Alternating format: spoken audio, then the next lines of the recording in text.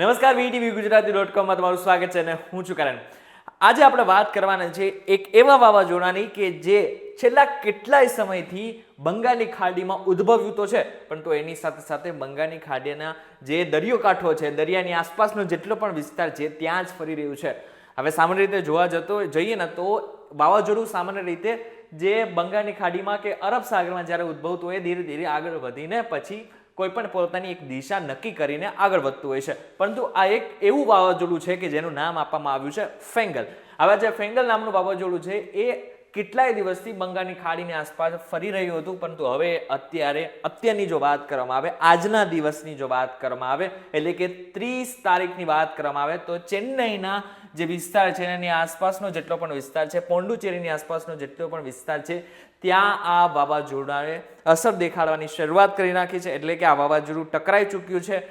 90 kilometre પ્રતિ કલાકની ઝડપે આ પવનો ફૂંકાઈ રહ્યા છે. એટલે આમ જોવા જાય તો ભારેથી અતિ ભારે વરસાદ આ વિસ્તારોમાં, એટલે કે દક્ષિણ ભારતના ખાલી જોવા જાય ને તો તિરુપતિ, ચેન્નઈ, વેલોર, પોંડુચેરી, સાલેમ, બેંગલુરુ, આ બધા જેવા વિસ્તારો હશે કે જ્યાં ભારેથી અતિ ભારે વરસાદ આવશે. હવે તમને પ્રશ્ન થયો છે કે હું આ શેની વાત કરી રહ્યો છું? એકચ્યુઅલમાં જે વાવાઝોડું છે એ બંગાળમાં છે ને બંગાળની ખાડીમાં ઉદ્ભવેલું છે ને દક્ષિણ ભારતમાં છે. તો આપણે ગુજરાતમાં બેઠા બેઠા શું કામ ચિંતા કરીએ છીએ? ચિંતા કરવાની જરૂર છે, કારણ કે આમ જોવા જાય તો કોઈ પણ પ્રકારનું વાવાઝોડું હોય એ પછી આગળ વધીને ક્યાં જતું હોય છે. તો અત્યારે આ વાવાઝોડું હાલની જો પરિસ્થિતિની વાત કરવામાં આવે તો દક્ષિણ ભારતમાં છે, પરંતુ પોતાની દિશા નક્કી કરી રહ્યું છે. હજી અત્યારે આ વાવાઝોડું જે છે એ દક્ષિણ ભારતમાંથી આગળ વધીને હવે એની દિશા નક્કી કરશે. તો આપણે દિશા ઉપર જતા રહીએ, એટલે કે 1 તારીખ ઉપર જતા રહીએ. 1 તારીખ આવતા જે આ વાવાઝોડું છે એ હજુ પણ તમને લાગશે કે જે દક્ષિણ ભારતમાં હશે અને પોતાની જે તીવ્રતા હશે એ બતાવવાની શરૂઆત કરશે. 1 તારીખની વાત કરી રહ્યા છે. 1 તારીખની આસપાસ પોંડુચેરી, ચેન્નઈની આસપાસ વિજયવાડાની આસપાસ વિશાખાપટ્ટનમ છે. આ બધા જેવા વિસ્તારો છે અને બધા જેવા શહેરો હશે કે જ્યાં ભારે વરસાદ આવશે. પરંતુ એક મહત્વની વાત તો એ છે કે જે વાવાઝોડું આવ્યું છે એ પોતાની સાથે એક સિસ્ટમ પણ લાવ્યું છે. હવે સિસ્ટમની વાત કરવામાં આવે તો બંગાળની ખાડીમાં આપણે ખબર છે કે આપણે જ્યારે ચોમાસામાં વિડીયો બનાવતા હતા ત્યારે આપણે બધાને ખબર છે કે જ્યારે પણ બંગાળની ખાડીમાં કોઈ સિસ્ટમ ઉદ્ભવે એ પછી આગળ જઈને ગુજરાતમાં વરસાદ લાવતું હોય છે. એ સામાન્ય એવી ઘટના છે અને દર વર્ષે થતી હોય છે, ચોમાસા દરમિયાન થતી હોય છે. પરંતુ વાવાઝોડાની સાથે પણ અમુક સિસ્ટમ આવતી હોય છે જેની અસર ગુજરાત સુધી પહોંચી શકે છે.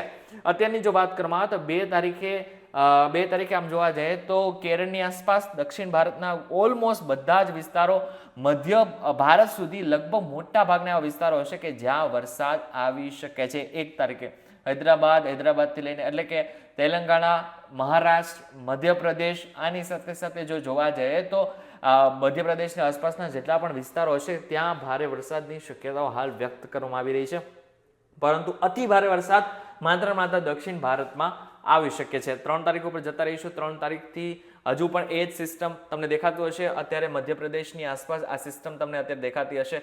બસ એકવાર 3 તારીખ ઉપર સ્ટોપ કરી દઈશું અને સુરત આપણને એકવાર લઈ જઈશું, થોડું પાછળ જવા દઈશું આપણે. 3 તારીખમાં જે સિસ્ટમ છે એની અસર આમ જોવા જાય તો એટલી બધી આપણને નથી દેખાતી, પરંતુ દક્ષિણ ગુજરાતના કેટલાક એવા વિસ્તારો હશે કે જ્યાં એની અસર દેખાવાની શરૂઆત થશે. તો 3 તારીખે રાજપીપળા, ભરૂચ, સુરત, વ્યારા, નવાપુર અને બોડેલી, વડોદરાની આસપાસનો જેટલો પણ વિસ્તાર હશે ત્યાં સામાન્ય એવો વરસાદથી લઈને થોડો વરસાદ આવી શકે છે. આ માત્ર ને માત્ર હું શક્યતા વ્યક્ત કરી રહ્યો છું.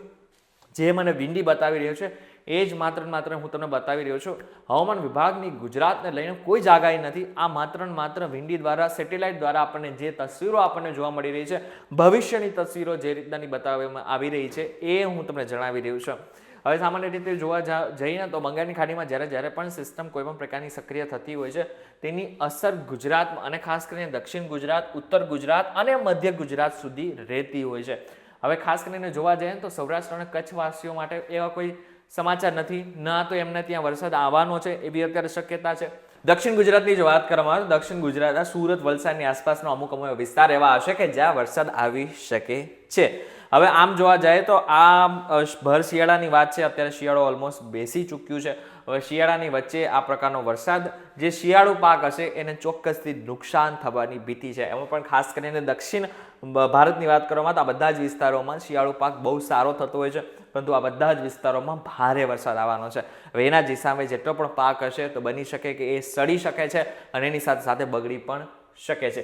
પરંતુ ખાસ કરીને જે દક્ષિણ ગુજરાતના કેટલું ખેડૂતો છે, ઉત્તર ગુજરાતના અને મધ્ય ગુજરાતના ખેડૂતો છે, એમને અમે ખાલી આગાહી કરીએ છીએ કે ખાલી માત્ર ને માત્ર આવી શક્યતાઓ છે કે વરસાદ આવી શકે છે. જેટલા પણ અપડેટ હશે આગળના સમયમાં, જેટલી પણ આગાહી કરવામાં આવશે ભારત સરકાર અથવા તો હવામાન વિભાગ દ્વારા કોઈ પણ પ્રકારની આગાહી કરવામાં આવે છે તો એ પણ અમે તમારા સુધી પહોંચાડવાની પૂરેપૂરી કોશિશ પણ કરીશું. 3 તારીખની 4 તારીખ ઉપર જતા રહીશું. 4 તારીખ આવતા લગભગ મોટા ભાગનું જે વાતાવરણ છે એ ક્લિયર થઈ ગયું છે. હવે ખાસ જોવા જેવું છે કે આ જે સિસ્ટમ છે ને એ પહોંચી ગઈ છે અરબ સાગરમાં. બે વસ્તુ થતી હોય છે, બંગાળની ખાડીમાં કોઈ પણ સિસ્ટમ સક્રિય થાય છે અને અરબ સાગરમાં સિસ્ટમ પહોંચે છે. આવું ઘણું ઓછા આપણને જોવા મળતું હોય છે. આ એક વાવાઝોડું એવું છે કે આપણને અત્યારે પણ એ સક્રિય હાલતમાં 4 તારીખે આપણને જોવા મળે છે. એટલે કે આપણે 30 તારીખે જો વાવાઝોડું અહીંયા તો 4 દિવસ બાદ એ અરબ સાગરમાં પહોંચે છે. એટલે આખો દક્ષિણ ભારતનો જે વિસ્તાર છે એ કવર કરીને પોતે, એટલે કે આ જે વાવાઝોડું ફેંગલ છે એ 4 તારીખે અહીં પહોંચે છે. હવે 4 તારીખે જોવાનું એકચ્યુઅલમાં જોડે છે. 4 તારીખે આગળ જવા દો. 4 તારીખે આગળ જોતા આપણને ખબર પડશે કે આ જે વિસ્તાર છે એમાં ખાસ કરીને 4 તારીખની સાંજનો જે વિસ્તાર છે, સવારથી સાંજનો જે વિસ્તાર છે, ત્યાં સુરતની આસપાસ આપણને વરસાદ દેખાઈ રહ્યો છે. થોડું પાછળ જવા દઈશું તો આપણને ખબર પડશે.